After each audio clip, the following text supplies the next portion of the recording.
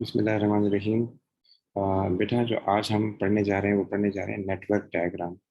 Network diagram कैसे बनता है और नेटवर्क डायग्राम की क्या इंपॉर्टेंस है वो तो मैं आपको वॉइस में बताऊंगा। लेकिन अभी नेटवर्क डायग्राम के बारे में बता रहा हूँ कि उसको कैसे बनाते हैं। तो देखिए, नेटवर्क डायग्राम के लिए एक तो पहले ये क्यों बनता है। ये टॉपिक है बेसिकली प्रोजेक्ट मैनेजमेंट का। प्रोजेक्ट मैनेजमेंट में एक ही चीज़ है, that is network diagram critical path analysis. ये होता क्या है, इसकी क्या इंपॉर्टेंस है, इसकी क्या लिमिटेशन है और ये कैसे बनता है। ये तीन चीज़ आपने इस पे से पढ़नी है और कुछ भी नहीं पढ़ना। अच्छा, अब इसमें ये होता है कि हमारे पास जैसे एक प्रोजेक्ट है, ये एक प्रोजेक्ट है हमारे पास। ये मैंने एक्टिविटी लिखी है। जाहिर है हर प्रोजेक्ट जब स्टार्ट होगा तो एक साथ सारे काम नहीं हो सकते। हम जो है पहला एक स्टेप करेंगे, फिर दूसरा करेंगे, फिर तीसरा करेंगे। तो ये एक प्रोजेक्ट है। अब जाहिर ये है एक्टिविटी जो हम स्टार्ट करेंगे। ये उस एक्टिविटी में डेज लग रहे हैं और ये प्रिसीडिंग एक्टिविटी है। मतलब जाहिर सी बात है, कुछ एक्टिविटीज ऐसी होती हैं कि जिनसे पहले कुछ एक्टिविटीज का होना जरूरी है। आप ए लेवल नहीं कर सकते अगर आपने ओ लेवल नहीं किया।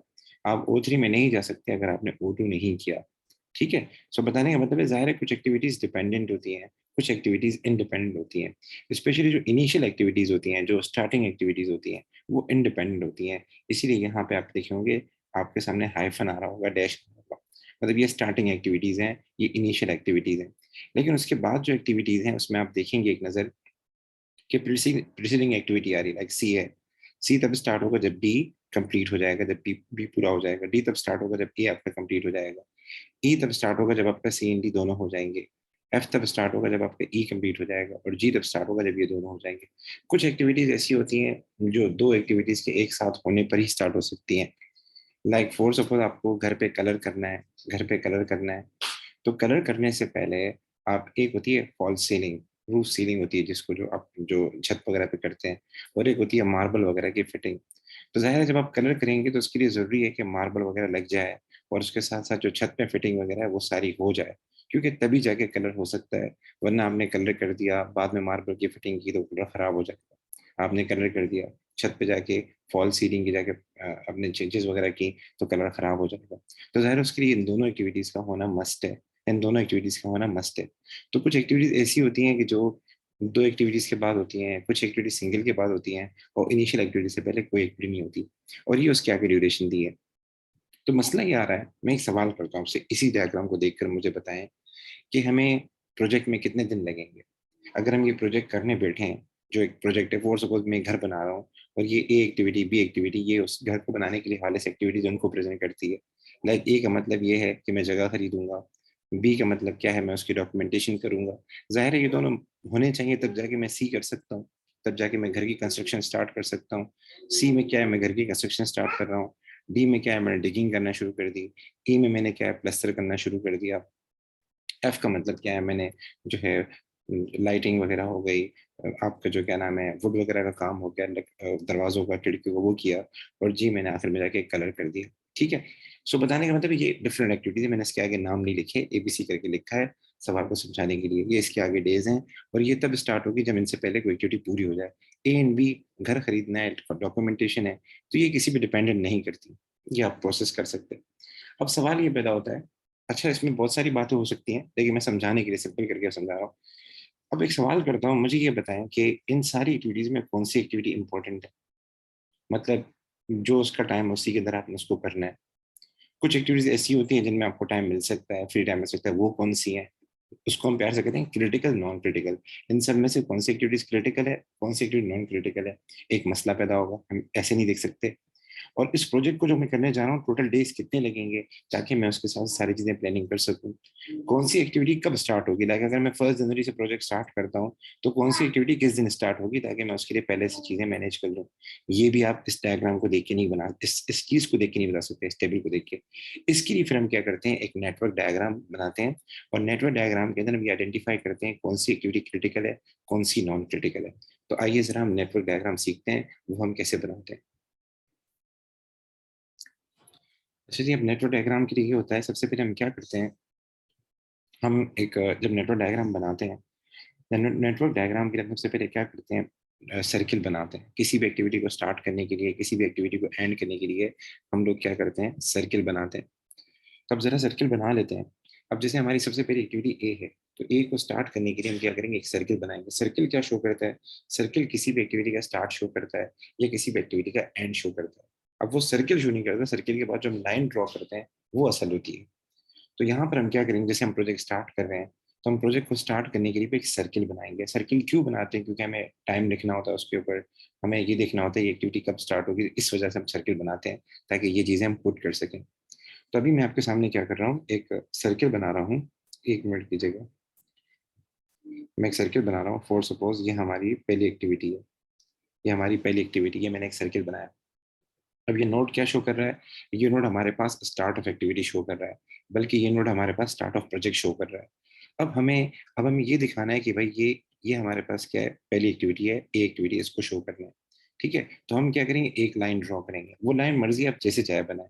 आप चाहें तो वो लाइन, एक मिनट की जगह मैं, आप चाहें तो वो लाइन यू करके बना लें, ये भी सही है। आप चाहें तो वो लाइन यू करके बना लें, ये भी सही है। आप चाहें तो लाइन यू करके बना लें, ये भी सही है। यू करके बना लें, ये भी सही है। आपकी मर्जी है, कान यहाँ से पकड़े, कान वहां से पकड़े, बात एक ही है। सो अब आते हैं, क्यों तो हमारे पास पहली एक्टिविटी कौन सी है सर? पहली एक्टिविटी हमारे पास ए है, तो मैं ए को बना लेता हूँ। तो ए को मैं यहाँ कर लेता हूँ, ये हमारे पास,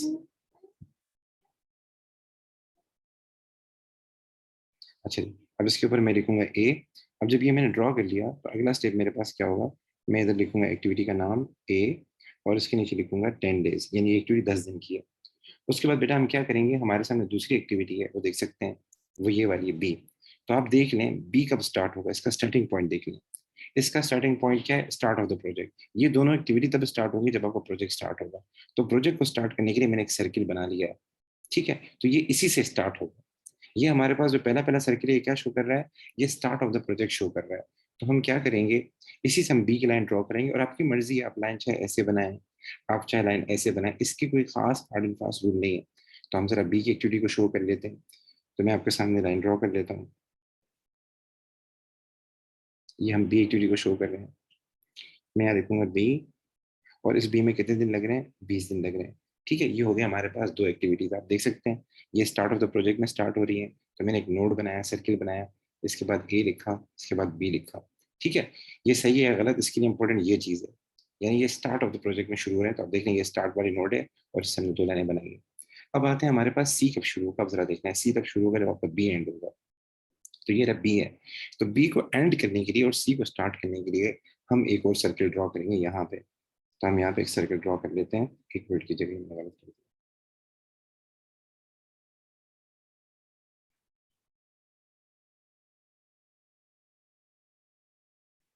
हम यहाँ पे एक सर्किल और ड्रॉ कर लेते हैं, जो बी का एंड शो करेगा और सी का स्टार्ट शो करेगा। तो ये सर्किल बनाना जरूरी है, जब भी आपके सामने दो एक्टिविटीज आ जाए, एक एक्टिविटी एंड हो रही हो, दूसरी स्टार्ट हो रही हो, तो सर्किल आना चाहिए। ऐसा नहीं है आपने बी लिख के एंड कर दिया और सी, ऐसे नहीं हो सकता। आपने बीच में नोट जरूर बनाना होगा, ताकि एक एक्टिविटी का एंड शो कर सकें, दूसरी एक्टिविटी का स्टार्ट शो कर सकें। रीजन ये है, हर एक्टिविटी का एक टाइम होता है खत्म होने का, और हर एक्टिविटी का स्टार्ट होने का एक टाइम होता है। नोट इसलिए बनाते हैं ताकि वो टाइम हम नोट कर सके। तो अब अगला स्टेप क्या है, हम सी बनाएंगे। तो हम सी को स्टार्ट कर लेते हैं। सी हमारे पास तब शुरू होगा जब बी एंड होगा। तो मैं यहाँ लिख देता हूँ, sorry,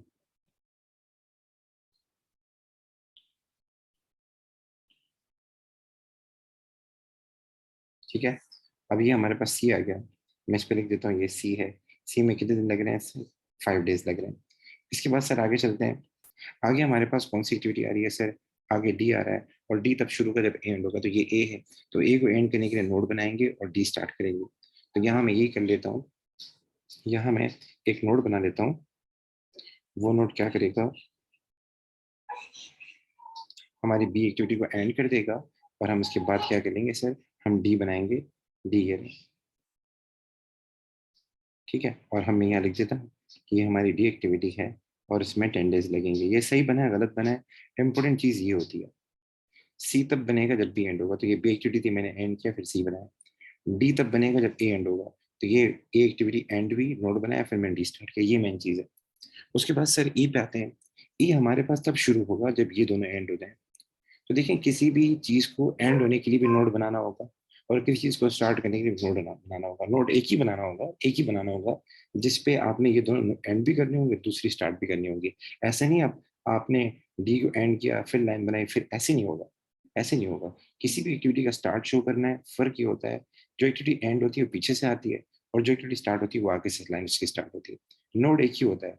ये लाइन एंड, ये पीछे से लाइन जो आ रही होती है एक्टिविटी को एंड करती है, और ये आगे वाली लाइन एक्टिविटी को स्टार्ट करती है। तो दो नोड नहीं बनाने, तो सी एंड डी एंड हो जाए। बच्चे क्या करते हैं, यहाँ भी एक बना देते हैं, यहाँ भी एक बना देते हैं, फिर ये करते हैं, ये गलत है। आपने एक ही नोड बनाना होगा किसी भी चीज को खत्म करने के लिए। तो सी एंड डी जब खत्म होगा तो हमारे पास ई स्टार्ट होगा। तो हमें एक कॉमन नोड बनाना पड़ेगा जिसमें सी एंड डी एंड हो जाए। तो हम बना लेते हैं कॉमन नोड जो है, फिर उसके बाद हम स्टार्ट कर लेते हैं। ठीक है, ये मैंने कॉमन नोड बनाया, और ये मैंने डी को इस पे एंड किया, और ये मैंने सी को इस पे एंड किया, और यहाँ से मैंने लाइन ड्रॉ की, और ये मेरे पास क्या बनेगा, ई बनेगा। इस पे मैं लिख देता हूँ ई। ई में कितने दिन लगेंगे सर? ई में हमारे पास दिन लगेंगे टोटल 5 डेज। अच्छा जी, आगे चलते हैं, टाइम कम है। एफ हमारे पास तब स्टार्ट होगा जब ई एंड होगा। तो बहुत आसान है, हम ई को यहाँ पे एंड कर लेते हैं। ठीक है, और उसके बाद मैं एफ बना देता हूँ। एफ जो है हमारे पास कितने दिन लगेंगे सर? इसमें 15 डेज लगेंगे। सॉरी, मैं लिख देता हूँ यहाँ पे एफ, और इसमें लिख देता हूँ मैं 15 डेज। उसके बाद सर हमारे पास जो अगला नोड बन रहा है वो क्या बन रहा है, जी बन रहा है। जी तब स्टार्ट होगा, जी तब स्टार्ट होगा जब आपका ए एंड ई एंड होगा। ए एंड ई एंड होगा।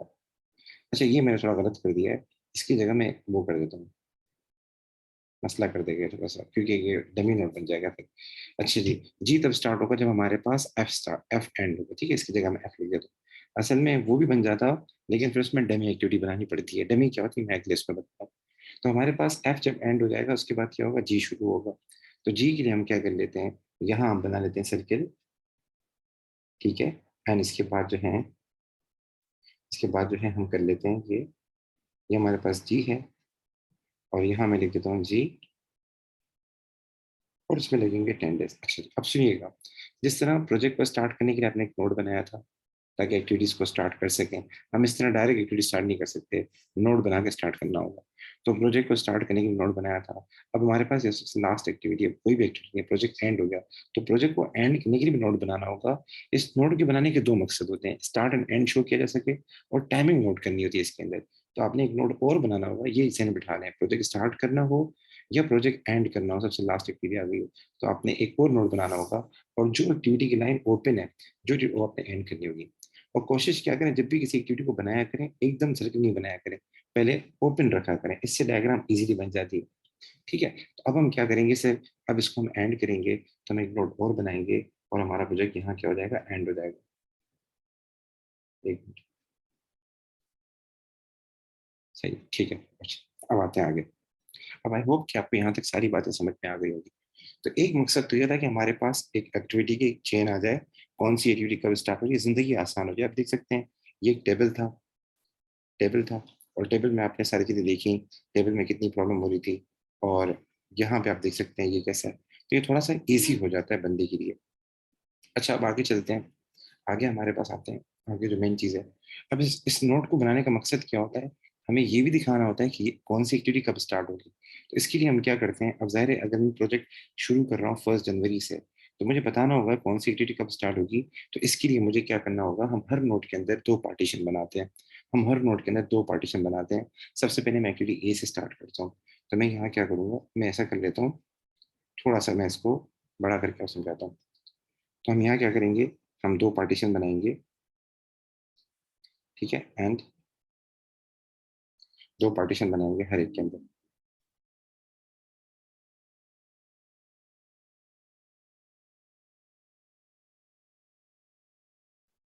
जब पेपर में बने भी दिए होते हैं, इतना बड़ा इशू नहीं होता। ओके,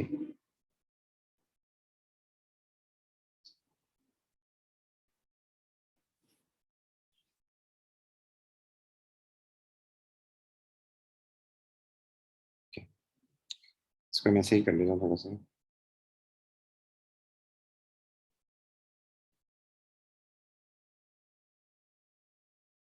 अच्छा, हम दो पार्टीशन क्यों बना रहे होते हैं, क्योंकि हमें दुनिया को ये भी बताना होता है कौन सी एक्टिविटी कब स्टार्ट होगी, कौन सी एक्टिविटी कब स्टार्ट होगी। एक मिनट रुकिएगा, मैं टाइम चेक कर दूँ कि कितना टाइम हो चुका है। चलिए ठीक है, टाइम हो गया। तो इस नोट के मैंने दो हिस्से बनाए हैं। ये क्या शो करता है, ये जो पहला जो पार्ट है, ये शो करता है अर्लीस्ट स्टार्ट टाइम, कि हमारे पास कौन सी एक्टिविटी कब स्टार्ट होगी। ये शो करता है अर्लीस्ट स्टार्ट टाइम, कि कौन सी एक्टिविटी कब स्टार्ट होगी। इस चीज को शो करने के लिए हम क्या करते हैं, वो हम ये यानी नोट के दो हिस्से बनाते हैं। पहला हिस्सा में ये बताता है कौन सी एक्टिविटी कब स्टार्ट होगी। तो इसका तरीका ये होता है, जब आप पहली एक्टिविटी स्टार्ट करने जा रहे हो, जब आपका प्रोजेक्ट का स्टार्ट हो, तो देखें जैसे आप भागते हैं, रेस करते हैं, तो आप जैसे वॉच को ऑन करते हैं तो जीरो से स्टार्ट होती है। जब भी आप कोई काम करते हैं जीरो से करते हैं। जीरो मतलब क्या है, बिगिनिंग। जीरो मतलब नया आगाज। तो यहाँ हम क्या लिखेंगे, जीरो लिखेंगे। अर्ली स्टार्ट का मतलब क्या है, जाहिर है प्रोजेक्ट कब शुरू होगा, प्रोजेक्ट कब शुरू होगा, प्रोजेक्ट आज शुरू होगा। एक मिनट चलो दिलाइए, एक मिनट शुरू करिए। सो गाइस हम बता रहे थे हम प्रोजेक्ट का स्टार्ट शो करेंगे। तो प्रोजेक्ट का स्टार्ट कैसे शो करेंगे, हर काम जो है जीरो से स्टार्ट होता है। तो जाहिर है ये पहले दिन से स्टार्ट होगा। पहले दिन को शो करने के लिए हम वन नहीं लिखेंगे, हम जीरो लिखेंगे। जीरो का मतलब क्या है, start of day one, start of day one. तो हम यहाँ लिखेंगे जीरो। जीरो का मतलब क्या है, स्टार्ट ऑफ डे वन। तो मैंने ये लिखा जीरो। उसके बाद ये डी कब शुरू होगा, आप सबको पता है जब ये एक्टिविटी पूरी हो जाएगी तब शुरू होगा। जाहिर है इसमें कितने दिन लगेंगे, 10 दिन लगेंगे। तो 0 + 10 कर दें तो ये हो जाएगा 10। 10 का मतलब क्या है, कि जब हमारे 10 दिन पूरे हो जाएंगे, अगर मैं 1 जनवरी को प्रोजेक्ट स्टार्ट कर रहा हूँ, 10 दिन पूरे हो गए, तो 10 दिन के बाद प्रोजेक्ट डी एक्टिविटी शुरू होगी, मतलब 11 जनवरी को शुरू होगी। इसी तरीके से बी एक्टिविटी जो है उसमें कितने दिन लग रहे हैं, 20 डेज लग रहे हैं। तो अगला ये स्टार्ट टाइम कैसे आएगा, या अगला EST कैसे आएगा, आपने जस्ट प्लस कर देना है। ठीक है, आपने जस्ट प्लस कर देना है। तो 0 + 20 कितना हो जाएगा, 20 हो जाएगा, आप लिख देंगे। अब आ जाए आगे। ठीक है, डी कब स्टार्ट होगा, जब आपके 10 दिन पूरे हो जाएंगे, क्योंकि ए के बाद स्टार्ट होना है, ए में 10 दिन लगेंगे। और बी कब शुरू होगा, जब 20 दिन पूरे हो जाएंगे तब बी, सॉरी बी एंड हो जाएगा। सी कब शुरू होगा, सॉरी डी कब शुरू होगा, जब आपके 10 दिन पूरे हो जाएंगे। और सी कब शुरू होगा, जब आपके 20 दिन पूरे हो जाएंगे, यानी बी एक्टिविटी पूरी हो जाएगी तब उसके बाद शुरू होगा। अब सवाल पैदा होता है ई कब शुरू होगा। ई जाहिर है जब ये दोनों हो जाएंगे तब शुरू हो जाएगा। अब अगर फॉर सपोज मैं यहाँ से जाऊँ, मैंने ए में 10 दिन लगाए और 10 दिन डी में लगाए, तो ये हो जाएंगे 20 डेज। यानी प्रोजेक्ट अगर मैं 1 जनवरी को स्टार्ट करता हूँ, तो 20 जनवरी तक मेरे पास डी एक्टिविटी हो जाएगी। और अगर मैं यहाँ से जाके देखूँ तो बी में लगेंगे 20 दिन, सी में लगेंगे 25 दिन। तो इसका मतलब है कि मैं 1 जनवरी से प्रोजेक्ट स्टार्ट करता हूँ, तो 25 जनवरी को क्या नाम है, सी भी हो जाएगा। तो ई तब होगा जब ये दोनों हो जाएंगे, जब ये दोनों हो जाएंगे। तो डी अगर हम यहाँ से देखें तो 20 जनवरी तक डी हो जाएगा। और यहाँ से देखें तो 25 जनवरी तक सी भी आपका कंप्लीट हो जाएगा। तो मुझे बताएं कब स्टार्ट करेंगे हम ई, 20 दिन के बाद, 20 जनवरी के बाद, या फिर 25 जनवरी के बाद। अगर आप 20 जनवरी के बाद स्टार्ट करेंगे तो ये कंप्लीट नहीं हुआ होगा, तो मुश्किल है। अगर आप 25 जनवरी के बाद स्टार्ट करेंगे तो ये तो वैसे ही हो गया था, ये भी हो गया होगा। तो जब EST कैलकुलेट करते हैं, जो इंपॉर्टेंट बात है, अगर आपके पास किसी नोट के ऊपर दो मल्टीपल मल्टीपल लाइंस आ रही हैं, मल्टीपल लाइंस आ रही हैं, तो EST कैलकुलेट करते हुए आपने जितनी लाइन आ रही है उतनी लाइन के हिसाब से अपने नोट EST निकालना है। क्या मतलब, आपने 10 लिया और 10 + 10 के कितना आ गया, 20। आप लिख लें 20, कॉमा। इसी तरीके से यहाँ पे कितना आया था, 20 आया था। 20 + 5 कर दें, कितना आ गया, क्या आ गया, 25। दोबारा बता दूं, जब किसी नोट पे मल्टीपल लाइंस आ रही हो, मल्टीपल लाइंस आ रही हो, मल्टीपल एक्टिविटीज आ रही हो, तो आपने क्या करना है, जितने EST कैलकुलेट, जितनी लाइनें उतनी आपने EST कैलकुलेट करना है, जितनी एक्टिविटीज उतनी EST कैलकुलेट करना है। तो 10 + 10 किया, ये कितना आ गया, 20। और 20 + 5 किया, कितना आ गया, 25। और इन दोनों में से हायर वाला लेना है, क्योंकि ई तब स्टार्ट होगा जब ये दोनों कंप्लीट हो जाएंगे। जाहिर है अगर आप 20 लेंगे तो ये नहीं हुआ होगा, और 25 लेंगे तो ये दोनों हो चुके होंगे। तो हमेशा हायर वाला लेना है, ये बिठा ले जाने बात, कि जब हम EST कैलकुलेट करेंगे, तो हमेशा जब मल्टीपल मामलात होंगे, तो उसमें हमेशा हम कोशिश करेंगे, हम हायर वाला EST लेंगे जब बात मल्टीपल की होगी। ये जहन में बिठा लें। ये हम क्यों कर रहे हैं, EST हम इसलिए कैलकुलेट कर रहे हैं ताकि हमें ये पता लगे कि कौन सी एक्टिविटी कितने दिनों बाद स्टार्ट होगी। अगर हमारा प्रोजेक्ट आज स्टार्ट हो रहा है 1 जनवरी से, तो ये एक्टिविटी कब स्टार्ट होगी, तो अभी से उसके लिए प्लानिंग कर लें। तब आपको पता लग गया कि टोटल 25 दिन के बाद, मतलब आपने 1 जनवरी को प्रोजेक्ट स्टार्ट किया, तो आफ्टर 25 डेज ये स्टार्ट होगा। तो अभी से पहले से आप प्लानिंग कर लेंगे, वर्कर को, सुपरवाइजर को इन्फॉर्म कर देंगे, ताकि एक्टिविटी में देर नहीं हो। उसके बाद सर आते हैं, एफ कब स्टार्ट होगा, सिंपल है, 25 में 5 प्लस कर दें, ये आ जाएगा 25 और 30 आ जाएगा। फिर क्या नाम है, जी कब स्टार्ट होगा, जब आपका एफ कंप्लीट हो जाएगा, सॉरी जब आपका जी कब स्टार्ट होगा, जब एफ कंप्लीट हो जाएगा। 30 + 15 कर दें, ये हो जाएगा 45। और ये हमारा एंड है, एंडिंग नोड है। प्रोजेक्ट हमारा कब एंड हो जाएगा, 45 में 10 प्लस कर दें, तो आपका ये हो जाएगा 55। तो एक तो फायदा ये हो गया। वैसे आप देखते आपको अंदाजा लगाना मुश्किल था कि हमारा प्रोजेक्ट कितने अरसे में कंप्लीट होगा। तो पहला पहला फायदा इसका ये हो गया, हमें ये पता लग गया कि हमारा प्रोजेक्ट में टोटल दिन कितने लगेंगे। दूसरा ये फायदा हो गया, आपको हर एक्टिविटी का पता लग गया कि कौन सी एक्टिविटी कितने दिनों बाद स्टार्ट होगी, कौन सी एक्टिविटी किस डेट पे स्टार्ट होगी, कब उसका स्टार्टिंग पॉइंट आएगा। तो आप पहले से प्लानिंग कर सकते हैं, बजाय वो एक्टिविटी स्टार्ट हो फिर आप प्लानिंग करें, मसाइल हो सकते हैं। अब आते हैं अगली चीज की तरफ। अब हमें ये देखना है कि इन सब में से कौन सी एक्टिविटी इंपॉर्टेंट है। किस एक्टिविटी में अगर डिले हो जाए, मामला खराब हो जाए तो हम मैनेज कर सकते हैं। किस एक्टिविटी में कोई भी देर बर्दाश्त नहीं हो सकती। जैसे इस एक्टिविटी के आगे लिखा हुआ है 5 दिन, इसके आगे लिखा हुआ है 15 दिन, इसके आगे लिखा हुआ है 10 दिन। तो क्या हम किसी एक्टिविटी में लेट कर सकते हैं? ये इसके आगे लिखा हुआ है 10 दिन, इसके आगे लिखा हुआ है 5 दिन, जाहिर है देर सवेर हो सकती है। तो हम किसी एक्टिविटी में देर सवेर कर सकते हैं ताकि हम अपनी प्लानिंग को और अच्छी तरीके से कर सकें। तो इस चीज के लिए फिर हमें एक और चीज निकालनी पड़ती है जिसको हम कहते हैं LFT। LFT मैं लिख देता हूँ, LFT का मतलब क्या है। LFT का मतलब होता है लेटेस्ट फिनिश टाइम। देखिए, जिंदगी का एक स्टार्टिंग टाइम भी होता है और जिंदगी का एक एंडिंग टाइम भी होता है। तो फिनिशिंग टाइम पता होना चाहिए। आप क्रिकेट मैच खेल रहे हैं, 50 ओवर में स्कोर पूरा नहीं किया, 51 ओवर में स्कोर पूरा किया, तो आप हार जाएंगे। तो लेटेस्ट फिनिश टाइम क्या बताता है, कौन सी एक्टिविटी कब तक एंड हो जानी चाहिए। अगर वो एंड नहीं हुई तो प्रोजेक्ट लेट हो जाएगा। तो लेटेस्ट फिनिश टाइम क्या बताता है, अगर मैं किसी एक्टिविटी को स्टार्ट करता हूँ और मैं चाहता हूँ मेरा प्रोजेक्ट कितने दिन का है सर, 55 डेज का है, 55 डेज से ऊपर नहीं जाए, 56 डेज में हो, तो मैं किसी एक्टिविटी को अगर मैं स्टार्ट करता हूँ तो वो कितने दिनों में कंप्लीट हो जानी चाहिए। टोटल प्रोजेक्ट के जो दिन बनते हैं उसमें से किस तारीख तक कंप्लीट होनी चाहिए। अब आप सबको पता है, अगर हमारा प्रोजेक्ट 55 डेज का है और ये एंडिंग नोट है, तो ये सारी एक्टिविटीज कब तक कंप्लीट हो जानी चाहिए, क्योंकि एंडिंग नोट है। तो आप सबको पता है इस 55 ही आएगा। तो जब एल एफ टी एम निकालते हैं तो हम यहाँ से स्टार्ट करते हैं क्लोजिंग नोट से। और जब हम EST निकालते हैं हमेशा फर्स्ट नोट से स्टार्ट करते हैं, ये ख्याल कीजिएगा। तो LFT क्या बताता है, अगर मैं चाहता हूँ मेरा प्रोजेक्ट डिले ना हो, तो ये सारी एक्टिविटीज जो हैं इनको कितने दिनों में कंप्लीट हो जाना चाहिए, अगर आप एंडिंग नोट की बात कर रहे हैं। अगर आप इस नोट की बात कर रहे हैं, तो अगर आप चाहते हैं आपका प्रोजेक्ट डिले ना हो, तो ये F तक जितनी भी एक्टिविटी थी कब तक पूरी हो जानी चाहिए। तो इसका तरीका ये होता है, आप सबको पता है लास्ट नोट का LFT क्या आएगा, हमारा प्रोजेक्ट 55 डेज का है, तो ये सारी एक्टिविटीज कितने दिनों में हो जानी चाहिए। आप सब बोलेंगे सर इसका आंसर क्या होना चाहिए, मैं कलर चेंज कर देता हूँ। इसका आंसर होना चाहिए, आपका अल्लाह भला करे, 55 डेज होना चाहिए। मैंने लिख दिया 55 डेज। अब जब LFT कैलकुलेट करते हैं तो EST कैलकुलेट करते हैं, हम प्लस करते थे, LFT में माइनस करते जाते हैं। ठीक है, जाहिर है आप प्रोजेक्ट को और डिले तो नहीं कर सकते। तो मुझे बताएं, जी को छोड़ के F तक सारी एक्टिविटीज कब तक हो जानी चाहिए। जाहिर बात है, 55 में से 10 माइनस करेंगे, ये आ जाएगा 45। 45 में से 15 माइनस करेंगे, ये आ जाएगा 30। 30 में से 5 माइनस करेंगे, ये आपका अल्लाह भला करे हो जाएगा कितना, 25। 25 में से 5 माइनस करेंगे, 5 माइनस करेंगे, ये कितना हो जाएगा, ये हो जाएगा आपके पास 20। और इस 25 में से आप 10 माइनस करेंगे, ये कितना हो जाएगा, 15 हो जाएगा। अब आते हैं आगे, अब इस नोट करते हैं। अब यहाँ मल्टीपल नोड आ रहे हैं, दो आ रहे हैं। अब जब LFT कैलकुलेट करते हैं तो आप दोनों का निकालें। ठीक है, तो आप इसका भी निकाल लें। 15 में से 10 माइनस किया कितना आ जाएगा, 5 आ जाएगा। ठीक है, और क्या नाम है, ये 20 है, ये 20 माइनस किया तो कितना आ जाएगा, 0 आ जाएगा। तो LFT में देखिए, हम चाहते हैं हमारा प्रोजेक्ट डिले ना हो, हम चाहते हैं हमारा प्रोजेक्ट डिले ना हो। तो ये नोड क्या है, बिगिनिंग नोड है, बिगिनिंग नोड है। ये नोड आपका स्टार्ट शो कर रहा है। तो अगर हम स्टार्ट, क्या हम स्टार्ट में 5 दिन लेट कर सकते हैं, नो से। ये लिखा है 5 डेज, 5 दिन लेट कर सकते हैं, नो से। और ये लिखा हुआ है 0 अगर मैं चाहता हूँ मेरा प्रोजेक्ट लेट ना हो, तो मैं, मुझे क्या है, पहले दिन से स्टार्ट करना होगा या 5 दिन बाद स्टार्ट करना होगा। अगर मैं 5 ले लूंगा तो ये मसला हो जाएगा। अभी ये एंड फर्स्ट नोड आ गया तो आपको थोड़ा समझाने में मसला हो रहा है। तो अगर कोई और नोड होता तो मैं और अच्छी तरीके से बता देता हूँ। इन शॉर्ट बताने का मतलब है कि जब EST कैलकुलेट करते हैं तो जब मल्टीपल आ जाए तो आप हायर ले लें, जैसे यहाँ हुआ था जब हमें ये 25 निकालना था। और जब LFT निकालते हैं और मल्टीपल नोड आ जाए तो हमेशा लोअर लेते हैं, क्योंकि हमें हमें हमें प्रोजेक्ट को लेट नहीं करवाना। अगर हमने 5 ले लिया तो इसका क्या मतलब है कि ये जो हमारा पहला नोड है, इसमें अगर हम 5 दिन लेट करें तो हमारा प्रोजेक्ट डिले नहीं होगा, तो ये तो गलत हो जाएगा। 55 डेज लगने हैं टोटल, ये तो 60 डे तक चला जाएगा, गुंजाइश ही नहीं है आपके लिए। तो इसमें हमेशा हम लोअर लेंगे। ये मैं लिख देता हूँ कि आपने हमेशा लोअर EST लेनी है, सॉरी, लोअर LFT लेनी है जब मल्टीपल आ जाए।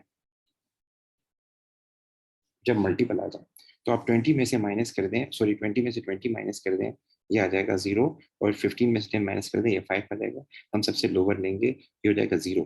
अगर आपने बिल्कुल प्रॉपर काम किया है, अगर आपने ये शुरू से लेकर आखिर तक प्रॉपर काम किया है, तो ये जो पहला नोड है ना, इसका EST और इसका LFT वो हमेशा बराबर आएगा, मतलब 0 है तो 0 ही आएगा।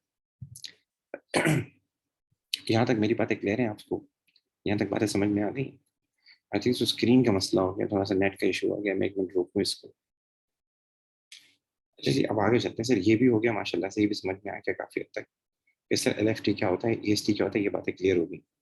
अब दूसरी चीज जो बड़ी इंपॉर्टेंट है वो ये कि सर इस नेटवर्क डायग्राम का फायदा क्या है? एक्टिविटीज की सीक्वेंस पता लग गई आपको, जो एक्टिविटीज का EST पता लग गया, एक्टिविटीज का LFT पता लग गया, ठीक है, प्रोजेक्ट के टोटल टाइम कितना लगना है ये पता लग गया। ये 4 फायदे हो गए। उसके अलावा कौन सी एक्टिविटी क्रिटिकल है, कौन सी एक्टिविटी नॉन क्रिटिकल है, ये भी हमें देखनी है। क्रिटिकल एक्टिविटीज वो होती है जिसमें बिल्कुल भी यानी गुंजाइश नहीं होती हमारे पास। क्रिटिकल एक्टिविटीज वो होती है जिसमें हमारे पास बिल्कुल भी गुंजाइश नहीं होती, मतलब उसमें लेट कर ही नहीं सकते, उसमें हम बिल्कुल भी लेट कर नहीं सकते। तो इसके लिए कहा जाता है कि ये जो आपने EST कैलकुलेट किया ना, EST के लिए जो जो एक्टिविटी को, जिस एक्टिविटी की ड्यूरेशन आपने उठाई थी जब आप EST कैलकुलेट कर रहे थे, तो जैसे ये जो 10 है, जाहिर है ये 10 कैसे है, इसके लिए आपने A की ड्यूरेशन प्लस की। ये हमारे पास 25 कैसे है, इसके लिए अपने C की ड्यूरेशन क्या की थी, इस EST में प्लस की थी। तो क्रिटिकल के लिए कहते हैं आपने सबसे पहले क्या करना है, हाईलाइट करना है उन एक्टिविटीज को जिनको EST कैलकुलेट करते वक्त आपने इस्तेमाल किया था। ठीक है, अभी हमारा स्टार्टिंग नोड है, हम सबसे पहले इस नोड पे आ जाते हैं, इस वाले पे। तो आप सबको पता है ये 10 कैसे आया था, इसको आया था, मैं जरा हाईलाइट कर देता हूँ तो आपको थोड़ा अंदाजा अच्छा हो जाएगा। एक मिनट, मैं इस चीज को हाईलाइट कर देता हूँ। एक मिनट रुकिएगा। अच्छा, तो हम सबसे पहले आते हैं ए के ऊपर। जाहिर है ये कैसे आया था 10 आपके पास, 0 में 10 प्लस किया था, तो मैं इसको हाईलाइट कर देता हूँ। ठीक है, अच्छा जी। इसके बाद आते हैं, मुझे बताएं ये जो हमारे पास 25 है कैसे आया था। तो सबसे पहले बी पे आ जाते हैं, दूसरे नोट पे आ जाते हैं, ये नोट तो हो गया फाइनल, इस नोट पे आ जाते हैं। ये 20 कैसे आया था, इसके लिए आपने क्या किया था, इसके लिए आपने क्या किया था, ये वाला बी नोट लिया था। ठीक है, इसके बाद ये 25 कैसे आया था इस नोट के ऊपर, जाहिर है 10 + 10 लेंगे तो ये 20 आएगा, और 20 + 5 लेंगे तो 25 आएगा। तो हमने यहाँ क्या लिखा हुआ है 25, इसका मतलब आपने इसके लिए ये वाला नोट लिया था, सी वाला लिया था। इसके बाद आ जाए ऐसे, ये 30 कैसे आया था, इसके लिए आपने 25 में 5 प्लस किया था, इसको हाईलाइट कर दें। अच्छा जी, आगे चलें सर, ये 45 कैसे आया था, ज़ाहिर है 30 में 15 प्लस किया होगा, इसको हाईलाइट कर दें सर। इसके बाद आना है सर, ये 55 कैसे आया, तो इसके लिए आपने क्या किया था, आपने 45 में 10 प्लस किया था, तो ये वाला नोट क्या कर दें, हाईलाइट कर दें। ठीक है, तो ये मैंने हाईलाइट कर दिया। अब कौन सी कौन सा कौन सी एक्टिविटीज क्रिटिकल हैं जिनमें आप बिल्कुल डिले नहीं कर सकते, उसके लिए कहते हैं कि ये हमारा सबसे लास्ट नोड है, ये हमारा सबसे पहला नोड है। तो आप देख लें को, ये देखिए ये भी एक लाइन बन रही है, ये भी एक लाइन बन रही है। जो लाइन आखिर तक जारी होगी, जो लाइन आपकी आखिर तक जारी होगी, वो हमारी क्रिटिकल एक्टिविटीज है सारी की सारी। देखें, यहाँ से भी हम जा रहे हैं पर यहाँ हम टूट गए, क्वेश्चन मार्क। यहाँ से भी हम जा रहे हैं, हम कंटिन्यूसली जा रहे हैं, आप देख सकते हैं कंटिन्यूसली हम क्या कर रहे हैं, जा रहे हैं यहाँ से, देख सकते हैं आप। तो ये वाली लाइन हमारे लिए क्या है, क्रिटिकल है। ये सारी एक्टिविटीज क्या है, क्रिटिकल है। मैं टिक कर देता हूँ कि क्रिटिकल एक्टिविटीज कौन कौन सी हैं। ये भी क्रिटिकल है, ये भी क्रिटिकल है, ये भी क्रिटिकल है, एफ भी क्रिटिकल है, टेन भी क्रिटिकल है। तो पेपर में एक तो बताना होता है क्रिटिकल पाथ, कि क्रिटिकल पाथ कौन सा है। तो क्रिटिकल पाथ में आप लिखेंगे बी, बी के बाद लिखेंगे सी, सी के बाद लिखेंगे ई, ई के बाद लिखेंगे एफ, एफ के बाद लिखेंगे जी। ये सारी हमारी क्रिटिकल एक्टिविटीज हैं। इनके अलावा जो बाकी एक्टिविटीज हैं वो हमारे पास क्या कहलाती हैं, नॉन क्रिटिकल कहलाती हैं। नॉन क्रिटिकल वो एक्टिविटीज हैं जिनमें आपके पास स्पेयर टाइम होता है, जिनमें आपके पास फ्लोट टाइम होता है। तो नॉन क्रिटिकल एक्टिविटीज कौन कौन सी हैं सर, नॉन क्रिटिकल एक्टिविटीज जो है मैं आपको हाईलाइट करके दिखा देता हूँ। वो हमारे पास ये वाली है, एक हमारे पास ये वाली है, और एक हमारे पास ये वाली, यानी ए है हमारे पास और डी है हमारे पास, ये दोनों नॉन क्रिटिकल है। तो हम ये लिख देते हैं नॉन क्रिटिकल कौन कौन सी है हमारे पास, एक हमारे पास ए है, एक हमारे पास डी है।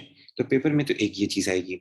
दूसरी ये चीज आएगी, वो आपको बोलेगा फ्लोट टाइम बताएं, फ्लोट टाइम बताएं कि हमारे पास कितना फ्लोट है। तो फ्लोट टाइम बेसिकली दो होते हैं, एक होता है टोटल फ्लोट, एक होता है फ्री फ्लोट। अब जरा ये मैं आपको दूसरी वीडियो में बता दूंगा, ये वॉइस नोट में आपको बता दूंगा ये कैसे करेंगे। बाकी ये आप अच्छे तरीके से समझ लें। जज़ाकल्लाह, अस्सलाम वालेकुम।